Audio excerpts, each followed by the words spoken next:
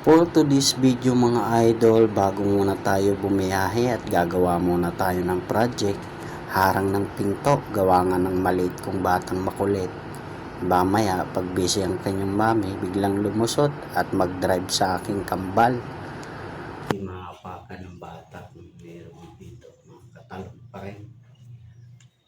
Taas dito. Pag meron dito kawang, ginitnaan. Ano pa yung batang makulit.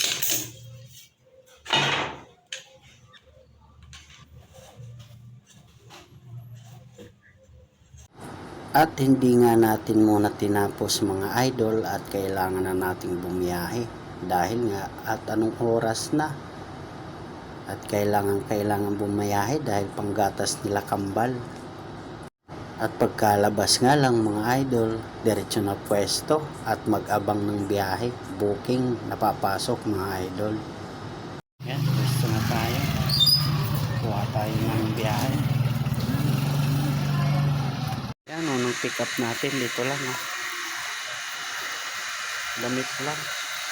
Jersey. Ito lang tayo nakakuha sa Mabuhay. Pagkalabas nga lang, nakakuha na tayo. Mabuhay 2A dito lang sa Golden. Sana let's go, drop na natin. Kainin drop off. At pagkakuha nga lang ng item, mga idol, mga loads, at agaran ng biyahe para may drop na. Bali nga pala, dito na ako dumaan sa likod ng Golden City kasi ang drop off sa Kaingin, Villa Phase 2. At maigi na lang mga idol at dinouble check ko talaga yung address kasi yung west ay mali ang dala sa mayroong Garden Villa Street. Buti na lang nagtanong-tanong ako kung asan ng Villa Phase 2. At ari na nga, nakarating na tayo. Drop na natin to mga idol. At pagka-drop ka lang natin mga idol at nakakuha tayo sa Kabuyaw sa Multiland 3. Dito na tayo kasalukuyan at malapit na. Ang ating pick up location at Tangdala sa Silang. Hirap pag ganito tagulan na biyahe. Traffic na tayo sa ating pick up location. At makalipas lang ng ilang minuto mga idol, ari na nga tayo sa ating pick up at nakuha na natin yung item. At ari na nga, 3 plastic na supot na marinated meat ang dala sa Silang sa Cavite. Talaga naman ang bigat, siguro mga tag 10 kilo bawat isang plastic. At ari na nga, diretso na biyahe at para mai-drop na. Frozen food kasi mga idol, mahirap na, baka malusaw at masira pa. Sa halip ay kukuha tayo, talaga naman ay sobrang bigat ng dala, kaya hindi natin masabayan.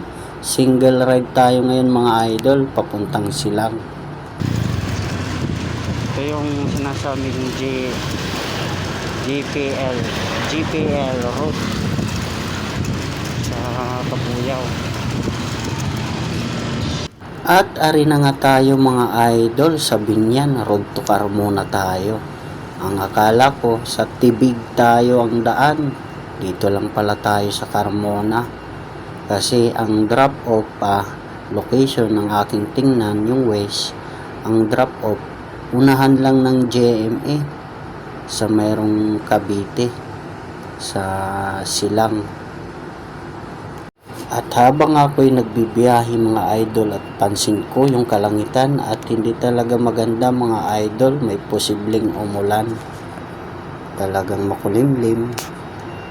Maganda sana yung mga ganitong biyahe kung hindi talaga tutuloy yung ulan. Kasi hindi gaanong mainit. Kapag mainit biyahe mga idol, talaga naman ang gastos sa tubig 20 pesos sa mineral, isang lagot lang, talaga naman. At makalipas lang ng ilang minuto mga idol at ari na nga tayo sa JMA Cavite at malapit na tayo kung saan ang ating drop off. At ari na nga tayo mga idol, kakaliwa na tayo din at dito na tayo magdadrop sa taas lang mga idol. At pagkaano nga lang natin sa unahan at traffic mga idol, kaya pala nagkaka-traffic kasi sa taas ay no entry, iikot pa sa kabila mga idol. At buti na lang at napakiusapan natin kung pwede makadaan kasi ang drop off sa unahan lang ng may puno mga idol kaysa sa iikot talaga naman ang layo na. Doon lang ako mag-deliver.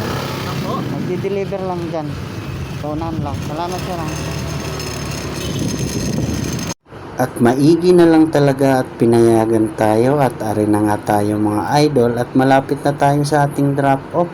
Ang drop off location pala natin sa mismong pagbababaan natin ng item na ipinadala, aring frozen food na marinated meat dito lang sa Jipoy Batchoy. Drop na natin, tatlong supot yan, ayan. Bibigat. Drop na natin dito lang sa Jipoy Batchoy. Bigat to.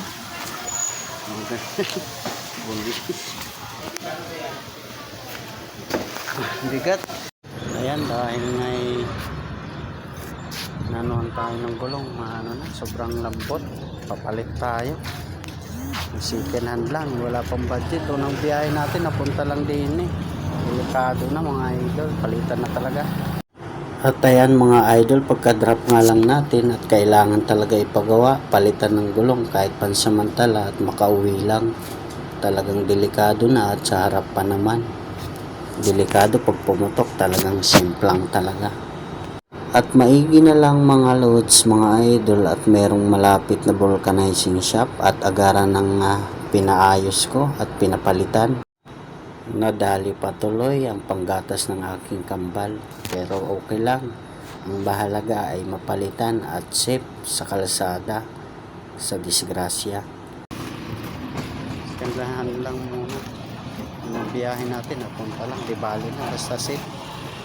Sa unahan pa naman na gulong. Uulan pa naman. At ayan na nga mga idol, pag minamahalas nga naman at ari na. Unti-unti nang bumabagsak, pumapatak yung ulan. Paunti-unti, umaambon na. Habang ako'y nagpapagawa mga idol at talaga naman pumapatak. At maya-maya lang biglang pagkalakas ng buhos ng ulan.